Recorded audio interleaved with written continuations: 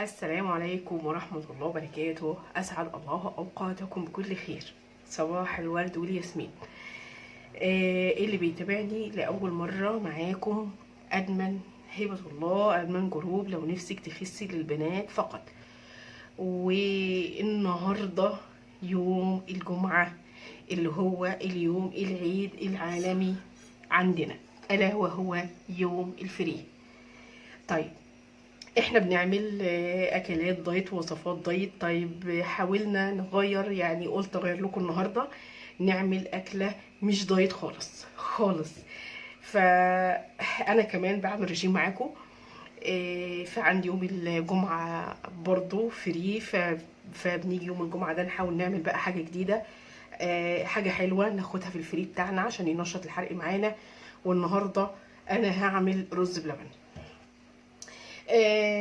كتير بيعملوا بطرق مختلفة وطرق كتيرة، بس أنا عن نفسي هعمله بالطريقة اللي أنا بعملها.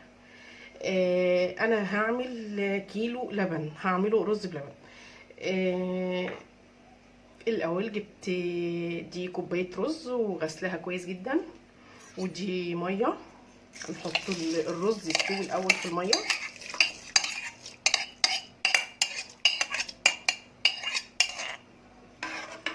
هنسيب بقى طبعا الرز يستوي خالص. طبعا وهو بيستوي احنا طبعا معانا نشا هنحتاجه في الاخر. ونضيف اللبن بتاعنا. طبعا انا هعمل كيلو لبن. نشوف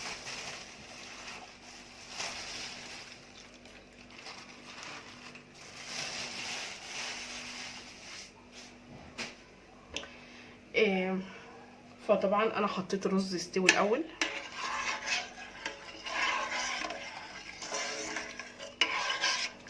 وجبة الفري مهمة جدا لتنشيط الحرق معانا. اليوم ده احنا دايما بنفكر الجسم بايام زمان لما كان بيحرق سعرات حرارية عالية، فبالتالي لما ناكل حاجة احنا منعينها طول فترة ال6 ايام، من ناحية نفسيا احنا ما نحسش بحرمان.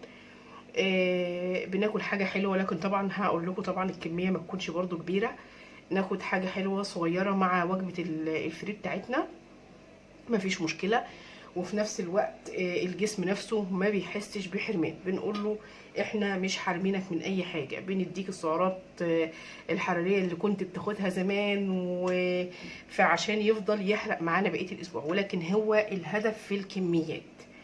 وهنسيب الرز يستوي خالص وهنشوف هنعمله معاكم واحدة واحدة كده. هنسيب الرز لما يستوي.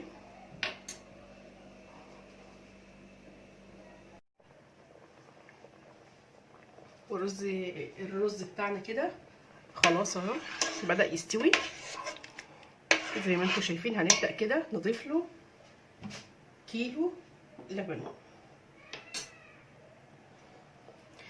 ده كيلو لبن. بسم الله الرحمن الرحيم.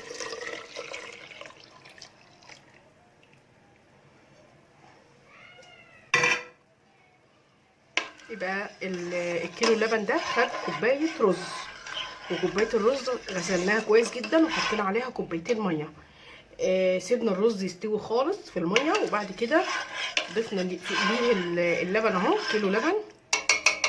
وهنضيف السكر، حوالي كوبايتين سكر فري بقى. عشان ايه؟ ناخد منه طبق صغير، لانه طبعا معمول بسكر ابيض، هناخد منه طبق صغير في الوجبة الفري.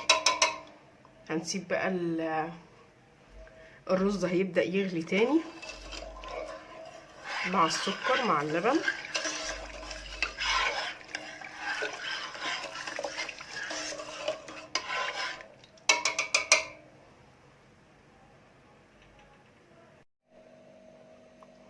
وكده خلاص. اخر خطوة هنعملها هنحط نص معلقة فانيليا. وكده الرز البلبن بتاعنا خلاص خلص. نطفي عليه وهنبدا نفضيه في اطباق، وهوريه لكم بعد ما فضيت في الاطباق بتاعته.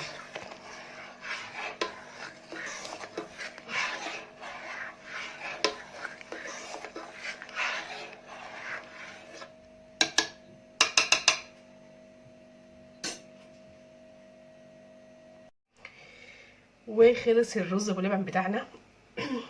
الكميه دي معموله من كيلو لبن.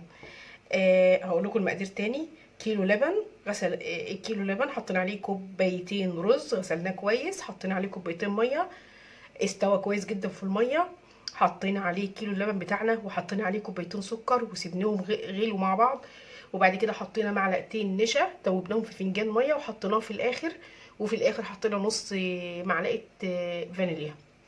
طبعا اللي حابب يحط عليه قرفه دي حاجه ترجع لكم انتوا. طيب احنا بقى بما انه فريه المفروض ان احنا ناخد قد ايه؟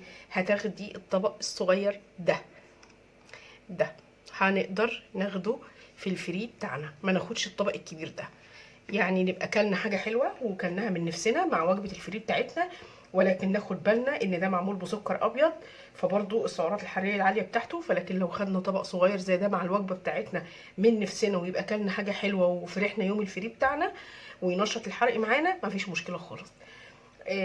لو عجبك الفيديو ما تنسيش تعملي لنا لايك للفيديو، تعملي لنا اشتراك لو اول مره بتشوفينا اعملي اشتراك للقناه وفعلي الجرس عشان يوصلك كل جديد. وان شاء الله كل فري اعمل لكم اكله مختلفه تماما عن الدايت تماما، ونخرج بعيد عن جو الدايت يوم الجمعه اللي هو يوم الفري بتاعنا. بالتوفيق ان شاء الله. كان معكم ادمن هبه الله من جروب لو نفسك تخسي للبنات فقط، وقناتكم على اليوتيوب هتخسي مع هبه الله. السلام عليكم ورحمه الله وبركاته.